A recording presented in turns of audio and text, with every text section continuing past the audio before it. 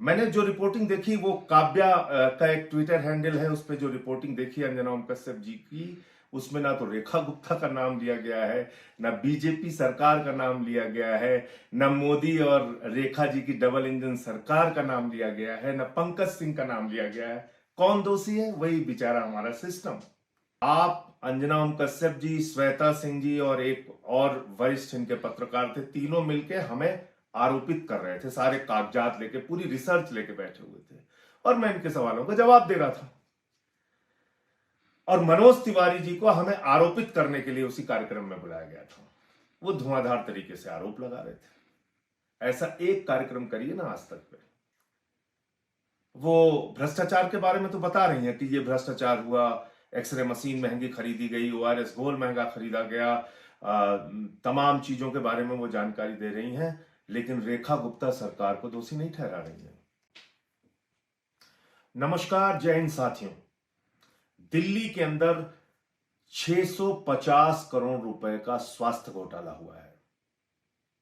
महंगी बेडशीट खरीदी गई, यानी कि 150 की बेडशीट 450 रुपए में खरीदी गई। 10 लाख की एक्सरे मशीन 33 लाख रुपए में खरीदी गई।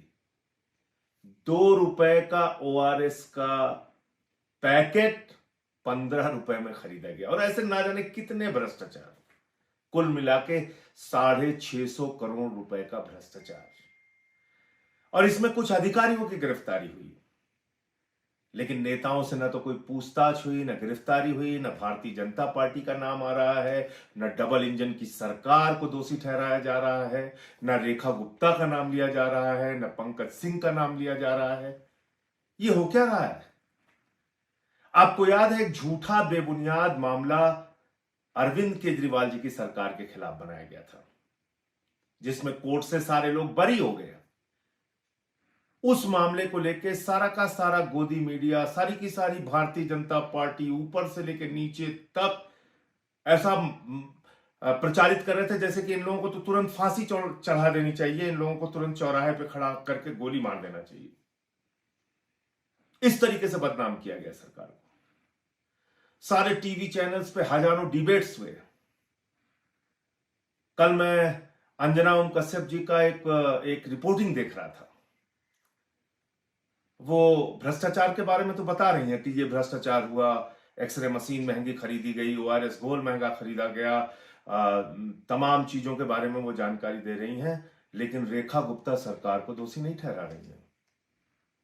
भारतीय जनता पार्टी का नाम नहीं ले रही है। पंकज सिंह जो स्वास्थ्य मंत्री है उसका भी नाम नहीं ले रही है।